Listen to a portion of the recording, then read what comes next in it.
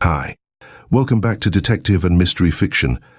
If you enjoy my content, please consider hitting the like button. It's the only way the YouTube algorithm notices me. This true story is a detective thriller with elements of crime and international law. It recounts the intense journey of a British investigator as he tracks down a fugitive involved in forgery and political intrigue. The narrative explores themes of justice, betrayal, and the complex dynamics of extradition, as the protagonist faces numerous challenges, including navigating foreign legal systems and dealing with a dangerous criminal. The story highlights the moral ambiguities of law enforcement and the personal toll of pursuing justice across borders. True Detective Stories by Maurice Moser. Lovell's Detective Series 1890. Revolution, Robbery, and Revenge. The last Carlist agitation, which worked the whole of Spain into a complete state of ferment, had the most disastrous effects upon the younger people of that country, who, ever ready to emulate the restless daring of the intrepid Don Carlos himself, placed themselves and their lives at his disposal and dedicated their monies and their properties, as well as those of other people, to him. They took no thought of the dangers which accompanied their wild doings, nor the slightest account of the difficulties which beset them, but all interested, from the humblest at the plough to the highest at the court. Excited by adventure and stimulated by the prospects of position, advancement, and the probability of gain, plunged themselves headlong, boldly, and recklessly into the very thick of that great political turmoil, which for a time seemed to threaten the disturbance of the general peace of the whole of continental Europe. The fiery, untamed youths, students, shopmen, clerks, and others grouped themselves into miscellaneous bands and formed secret societies for the more effectual support of the movement, but were hunted by the authorities out of their meeting places as often as they met, turned into the open, and freely dispersed.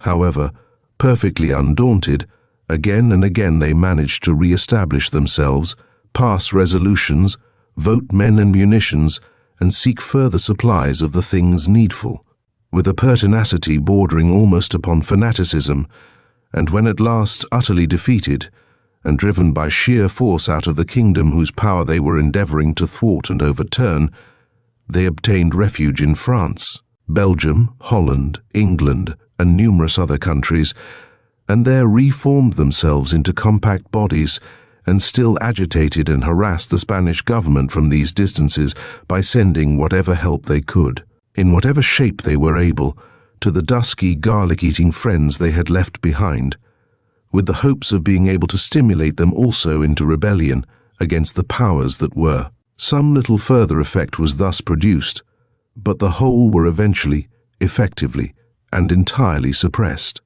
To such a pitch did the excitement among these young people reach that their heads were completely turned, and even those who had been credited with being well-behaved and honorable forgot home, honesty, themselves, everything, performed actions and took part in proceedings which, in their more sobered moments, they must have been heartily ashamed of. And many noble families of that country are to this day reputationless and utterly disgraced because of the wrong and untoward doings of some of their misguided members during the period of the agitation. Want of funds was no doubt the immediate cause of many of the infamous and criminal practices which a number of the supporters of Don Carlos found themselves involved in, and for this reason to a very considerable extent. The laws were often derided, set at naught, and defied, and embezzlement, fraud, forgery, and rapine frequently indulged in.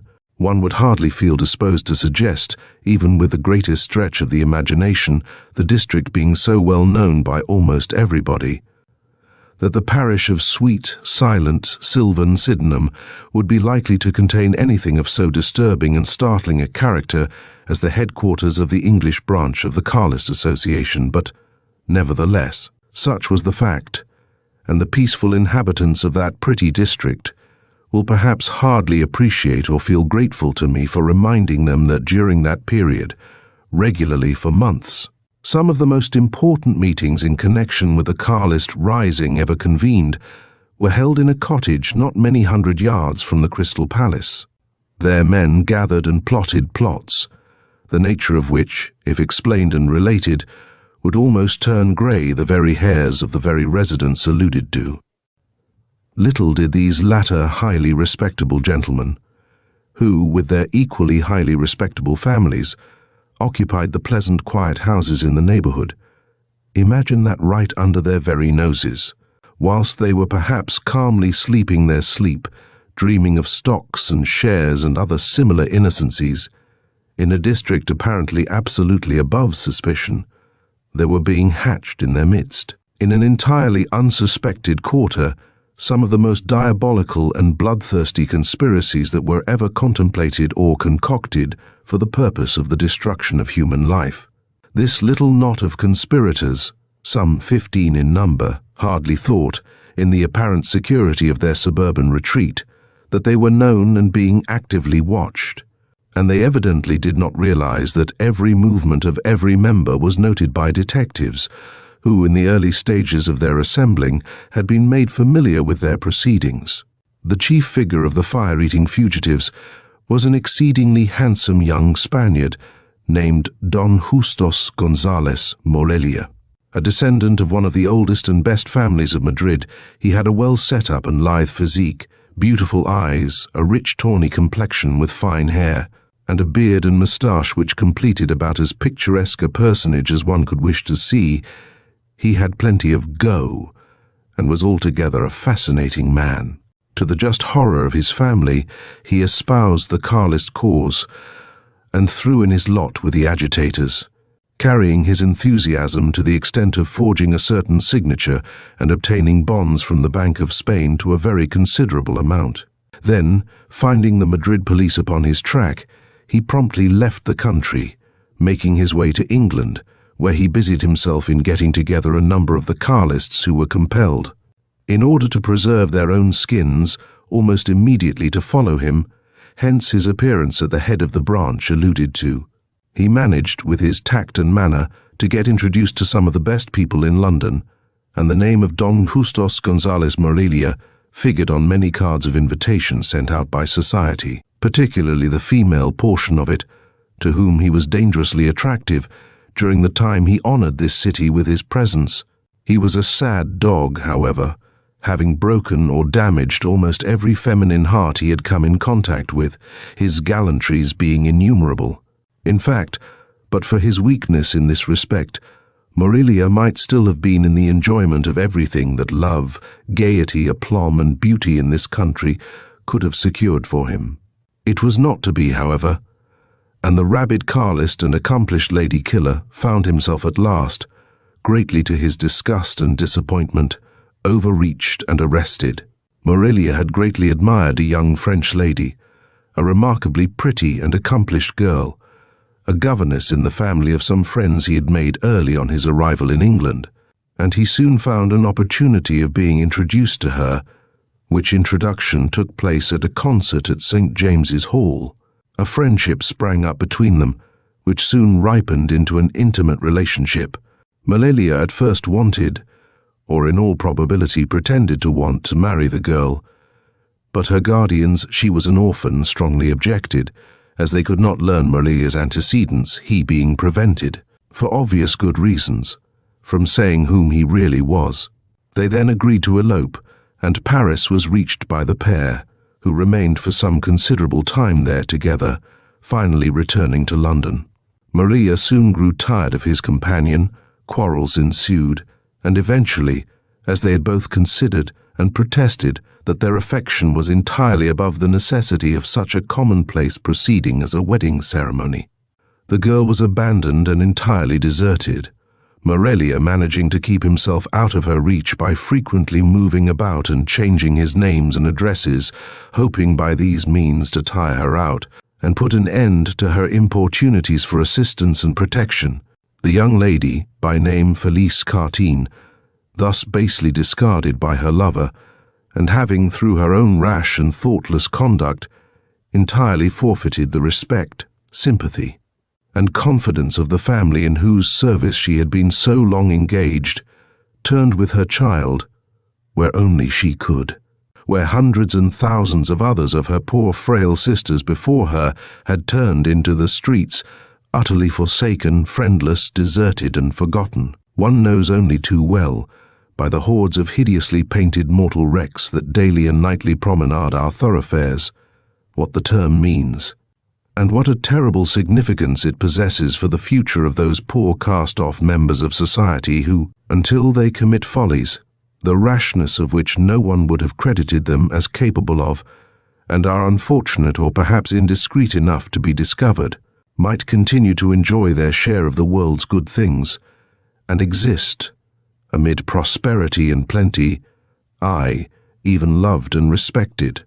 But once a wrong step has been taken and found out, the whole of that great, ignoble and priggish army of our highly moral Sneerwells, the feminine members in particular, are up in arms immediately, pursuing the poor victims of weakness and foolishness with a rancour as relentless and venomous as it is indescribable. However patient she may be, however acute her sufferings, however plaintive her pleading for pity, sympathy and forgiveness, the wretched Magdalene of this 19th century, in this a so-called Christian country, amid a so-called religious people, especially distinguished by the sheen of its self-righteous broadcloth and the fine old crusted flavour of its smug sanctimoniousness, is spurned, scorned, and scoffed at by those of her own sex, who would just be as injudicious, just as weak, just as faulty, and just as guilty as she happens to be, if they could or dared.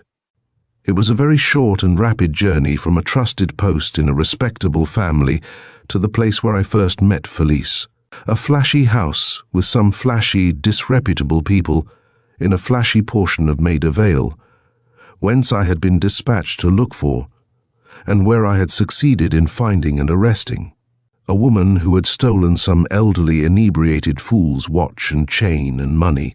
I was struck with Felice's appearance, as she was quietly dressed, and possessed every evidence of having been well brought up, a striking contrast to the life she had then just commenced to lead.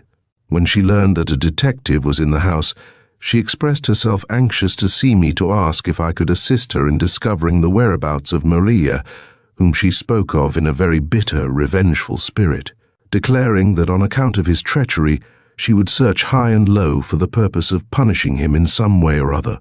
I think I never in all my life saw anyone, let alone a woman, so overcome with passion, and I felt sure that if her peccant lover had been anywhere at that moment within her reach, she would have done him some personal violence.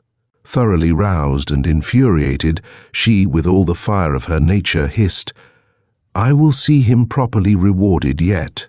It boded ill for Morelia. If he ventured to put himself within the reach of her clutches, I could see that, so giving her my name, and telling her that Scotland Yard would find me at any time if she had any information as to where Morelia might perhaps be located. I further informed her that I should be glad to hear from her, and would do what I could on her behalf, particularly as she had told me, upon my asking for particulars concerning him, that when on the continent he had objected most strongly to visit Spain, which she had hoped they would, for the reason, as Maria confessed to her, and this was the first she had heard of it, that the government had strong reasons for his not remaining there. She had merely thought that something purely of a political nature had taken place, and did not then trouble any more about it. When she informed me of this, I asked her if she had a photograph of Morelia, whereupon she immediately produced one, which she carried about with her, and I came away with it. After having seen the woman I wanted placed in the charge of the policeman who had accompanied me, when I got back to the yard, I made inquiries from some of the detectives who had been engaged in watching the band of Carlists, which soon became broken up and dispersed at the conclusion of the insurrection, there being no reason for the members continuing to meet when they discovered that their cause was rendered thoroughly hopeless. The police had entirely lost sight of the young fellow, but when I exhibited the photograph, it was instantly recognized as being that of the suspected leader of the Sydenham gang. Thereupon the Madrid authorities were communicated with, a description of Morelia being sent, and the question asked what was known about him. A reply immediately came back that Morelia not only was forbidden the country on political grounds, but that he had also committed forgery and had robbed the Union Bank of Spain of bonds to a large amount, and was therefore, if I may put it in this way, very much wanted. Thus it was, in this somewhat roundabout sort of fashion, that I came to learn something of the pedigree and something of the history of the dashing, unscrupulous young Carlist chief, then commenced the task of finding him. I and others searched high and low, here, there, and everywhere, visited his old haunts, sought out several of his friends and former companions, but all with the same negative and unsatisfactory results. Weeks passed this way, without any progress at all being reported. Meantime, the pretty and vengeful Felice had not in the slightest subdued her hate, or abandoned her endeavors to track Morelia down, if such a thing were possible. And I must say that I never saw hatred and revenge so patiently and persistently persevered in as I did at that time.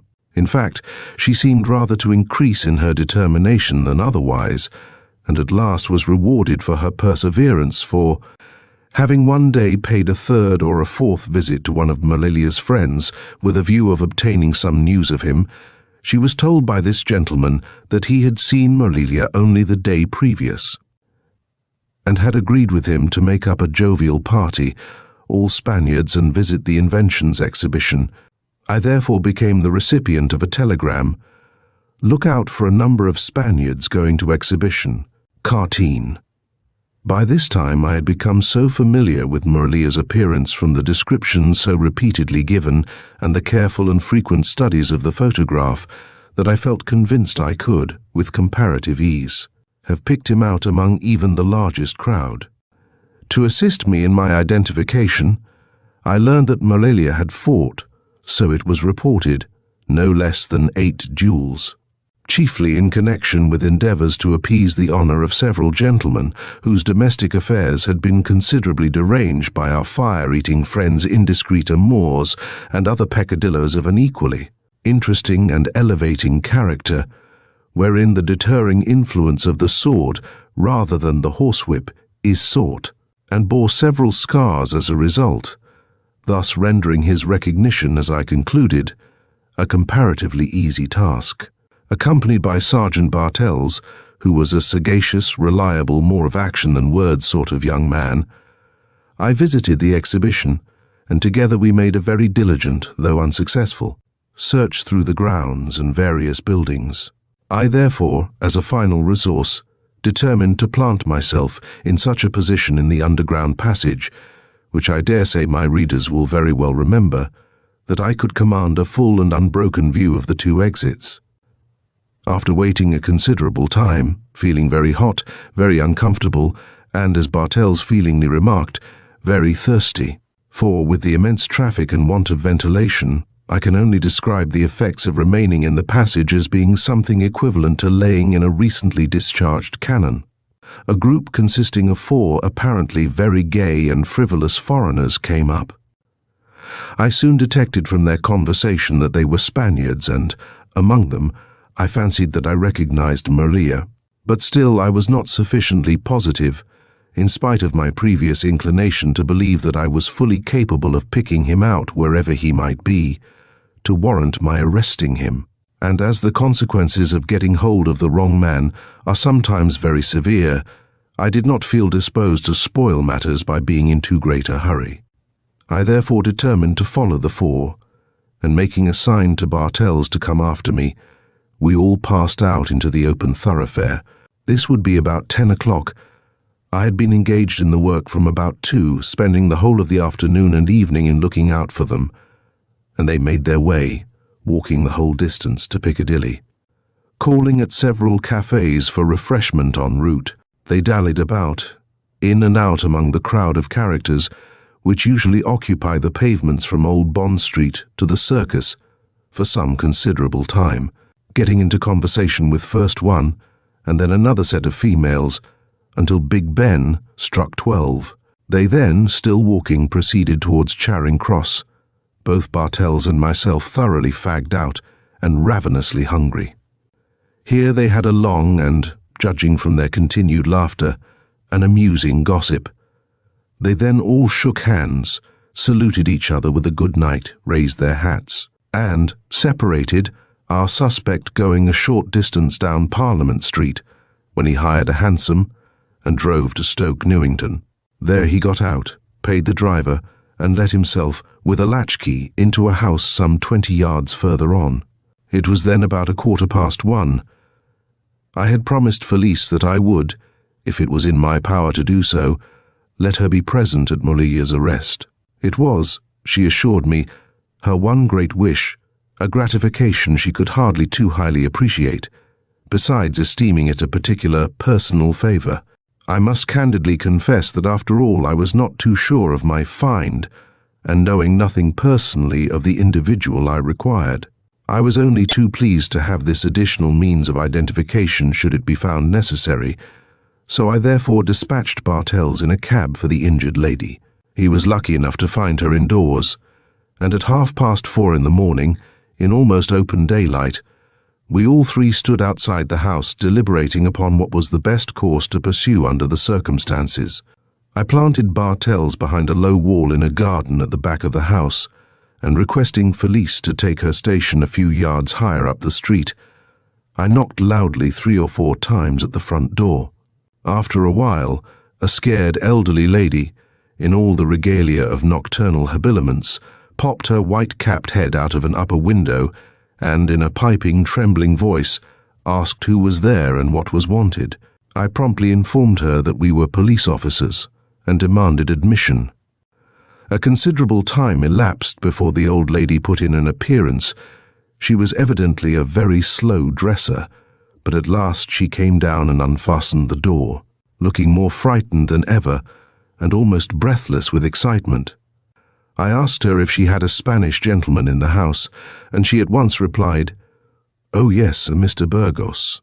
"I have a warrant for his apprehension," I replied, "and must see him forthwith." This statement nearly did for the old woman, who, very much overcome by the intelligence, anxiously inquired if it was anything serious. "Well, pretty middling," I said, "but you had better show me his room." By this time I had beckoned to Felice, and she, at the old lady's suggestion, took a seat in the little front parlour, whilst I followed the elderly dame upstairs to a small bedroom at the top and back of the house. I tapped at and opened the door, which was unfastened, walked in, and awoke Mr. Burgos, who was in bed. He seemed very much perturbed at his, as he explained, being treated in that, to him, uncourteous manner, and put on a very haughty air. After I had, however, produced my warrant and read a few lines of that formidable document to him, he quickly realized that such was not the occasion to cavil at any brusqueness I might have appeared to have displayed.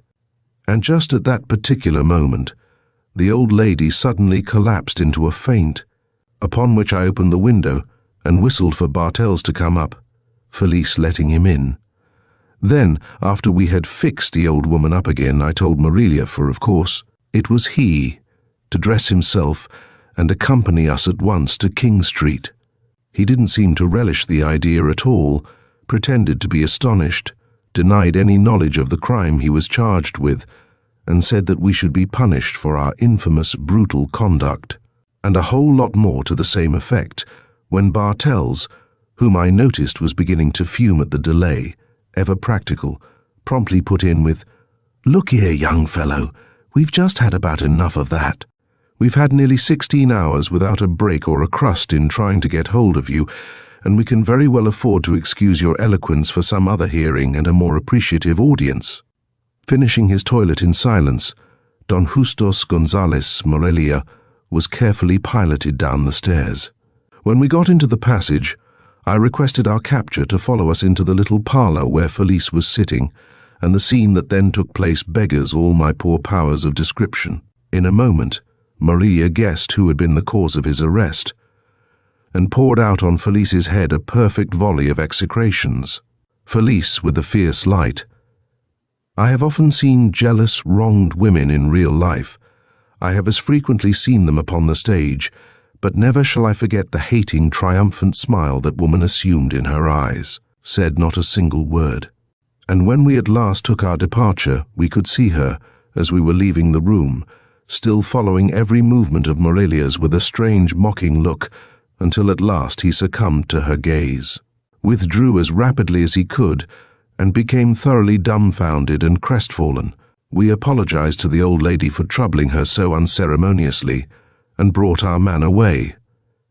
In due time, Morelia was charged before the magistrate, but remanded several times owing to the non-arrival of the depositions from Spain.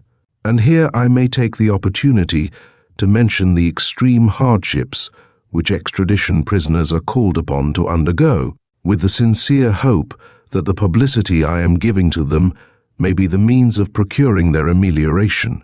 If they are amended, I shall feel that whatever may be the demerits, I can hardly venture to hope merits. Of this little book, and I fear there are many, I shall perhaps have rendered some little service by pointing out, from time to time, such matters as I believe are capable of more or less improvement. Extradition prisoners are dealt with in two different ways. The first is, at times, telegrams are received at Scotland Yard from some one or other of the foreign police authorities requesting the English officials to arrest a certain person forthwith, adding that his or her extradition will be immediately applied for, the warrant in the respective country having been granted.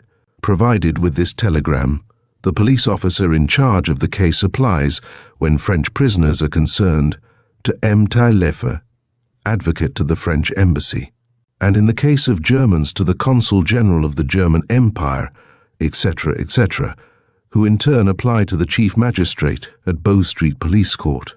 All extradition matters occurring within the metropolis are attended to at Bow Street, by a sworn information being laid that the accused's extradition will in due course be demanded by their respective governments. This is done in order to make the several foreign authorities solely responsible for the apprehensions. The warrant is then granted, and the police officer may arrest, when a remand invariably takes place pending the arrival of the foreign depositions. The magistrate's duty being simply to see that a prima facie case is made out, and to commit the prisoner to take his trial in his own country. The warrants, which have been granted simply upon the application of the foreign representatives, are called provisional warrants, and great hardships are frequently experienced by foreign prisoners, who are sometimes remanded from week to week, oftentimes for a period of 2 months in the house of detention before the depositions reach this country when, after all, the charge may not be proved, as I have known in several instances, and the magistrate will not accept bail in these cases. The second is a much simpler and better one. The foreign power sends, prior to the application for the warrant, the whole of the depositions to its ambassadors in London, who in turn forward them to the Foreign Office, and then to Bow Street Police Court. The magistrate, upon perusal, may then grant a warrant, which is sent to Scotland Yard for execution. Once the prisoner is arrested, the depositions already in the hands of the magistrate are read to him, and he may, on the first hearing, be at once committed. But I may mention that even in this manner of conducting cases, foreign prisoners experience, in some instances, very unfair treatment, or at least it was so up to the time of my leaving Scotland Yard in 1887. This is because the prisoner, after being committed, has actually to remain in this country, even when he has pleaded guilty to the charge, for 15 days, which is not taken into consideration at his sentence, before his extradition can take place. The way foreign prisoners are conveyed to their respective countries is as follows. 4 days prior to the expiration of the 15 days, the officer in charge of the case makes his report to the superintendent, stating when the time expires, and he, in turn, submits the name of the officer who has arrested the prisoner to the Home Office. 2 warrants are then issued, signed by the Home Secretary himself, one directing the keeper of the house of detention to hand the body of the prisoner to the officer, and the other for the officer, who gets a receipt upon it for the prisoner's body from the foreign authorities, the second warrant being, on the return of the police officer, returned to the Home Office. Extradition prisoners for France and Italy are conveyed by the usual route to Calais. Those for Germany and Austria are taken to Hamburg by water. After the usual delay, the cause of which I have just endeavored to explain, Mourice was duly extradited, and I was charged with the proper delivery of his body to the authorities at Vigo. My readers will be surprised to learn that this was the first, and up to the present, has been the only extradition between Spain and England. They will perhaps be more surprised to learn that, contrary to the general belief, there is a very comprehensive treaty of extradition in force between the two countries, which applies to and covers a large number of crimes, and which I here give a copy of, Convention d'extradition conclue entre l'Angleterre et l'Espagne, signed at London, June 4, 1878. Ratifications exchanged at London, November 21, 1878. The extradition shall be reciprocally granted for the following crimes or offences. The following list outlines serious criminal offences: murder, manslaughter, and administering drugs, rape, aggravated or indecent assault, kidnapping and the abduction of minors, bigamy, wounding or inflicting bodily harm, and assaulting a magistrate or a peace or public officer, threatening letters or communications with intent to extort money or other valuable items, perjury or subornation of perjury, arson and burglary, housebreaking, robbery with violence, larceny or embezzlement, fraud committed by a bailee, banker, agent, factor, trustee, director, member, or public officer of any company made criminal by applicable laws, obtaining money or valuables by false pretenses, or receiving such knowing them to have been unlawfully obtained, counterfeiting or altering money, bringing into circulation counterfeit or altered currency, forgery, and knowingly making instruments for counterfeiting coin without lawful authority, crimes against bankruptcy law, malicious acts endangering persons in a railway train, and malicious injury to property if the offence is indictable. Crimes committed at sea, including piracy, sinking or destroying a vessel, revolt or conspiracy to revolt by persons on board a ship against the master's authority, and assaulting someone aboard a ship with intent to cause grievous harm. Finally, dealing in slaves in violation of international law, and still more surprised to hear that Spain is not, as is generally believed, the happy and safe hunting ground for all the criminals and wrongdoers who may flee to it. If the law were properly put into force, it would be a very difficult thing indeed for those who try to escape from English justice to secure a refuge in that country. But they will not be in the least surprised to learn that Scotland Yard, on the occasion of this particular arrest, found itself, from its unfamiliarity with the necessary processes to go through, in considerable undecidedness on how to act. The position was a little difficult, for if I had taken Mourice through any other country, say France, the probability would be that the extradition would become forfeited and valueless, as it is impossible to tell upon what extraditionary terms that or any other foreign country might be with Spain. Therefore, to make matters absolutely safe, instead of proceeding the usual way, I had to take Mourice from Southampton by water direct to Vigo. A difficulty also arose here, for the steamship owners, not at all unreasonably, objected to convey prisoners, as the passengers don't like it if it is discovered. I got out of the mess by booking passages under assumed names with the Royal Mail Steam Packet Company, but this necessitated my giving Mourice almost perfect freedom of action on the boat, and as he had gotten into such a despondingly wretched condition, I was not quite sure what he might not take it into his head to do if he had the opportunity. I managed, however, to get our berths in the same cabin, and therefore watched him pretty well, but at mealtimes he was put, and I could raise no objection to it, right at the opposite end of the table to me. These times proved of extreme anxiety to me, for I half expected that at any moment he might feel disposed to secrete a knife and make away with himself on the first favourable chance. Of course, I did not inform the captain of the cause or intent of my journey, and therefore Mourice and I were treated precisely in the same way as ordinary passengers, under the assumed names of Monsieur, Manchou and Antoun, which led to some confusion on our arrival. Naturally, Scotland Yard had advised the Vigo authorities that Monsieur Moser and Morelia, giving our real names, would arrive by the boat from Southampton. We at length reached Vigo, after a very troublesome passage through the bay, at about 4 o'clock in the morning. Both Morelia and I were asleep when the ship arrived in the harbour, but were awakened by a very noisy discussion in Spanish taking place on deck. "I tell you they are not on board," I heard the captain say. "But they must be," persisted another voice. "I have had advice from the British authorities that they would come by your boat." "I have no such persons on board, I tell you. We have neither a policeman nor a prisoner, and what is more, we haven't any passengers at all bearing those names." "Have we, purser?" said the captain bad-temperedly. "No," exclaimed the purser in a vicious manner. "They seem to know more about it than we do ourselves." By this time, Morelia and I had dressed and gotten up on deck. I then saw that it was a batch of Spanish police officers in a government dinghy waiting for us.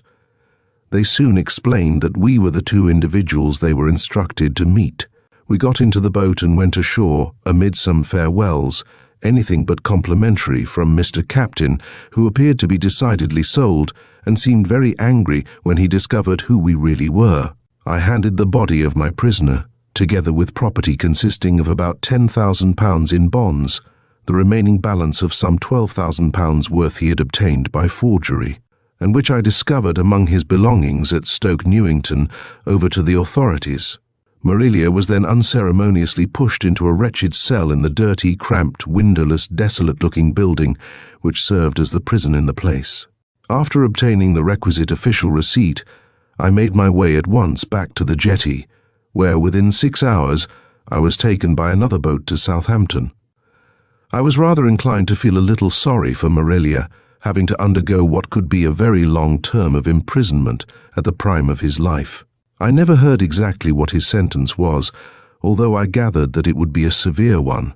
However, any sympathy I may have felt for him evaporated when I learned afterwards that, in addition to his crime of forgery, his guilt regarding his reckless actions among the Carlists, and his unpardonable conduct toward Felice, he had also, despite posing as a single man, despicably deserted his wife and 2 children. As for Felice, oh yes, of course, you will want to know what became of her, and I have not forgotten her. Somehow, in an almost miraculous manner, she managed to shake off the fetters binding her to the dreadful life she'd been forced into. When I saw her last, it was in one of the large towns in the Midlands. She looked as pretty as ever, prettier, in fact, for she was more contented. She had secured a very satisfactory appointment as a travelling and general companion with an elderly lady who took a great liking to her. I pity the man who would venture to try any nonsense with her now. End of Revolution, Robbery, and Revenge.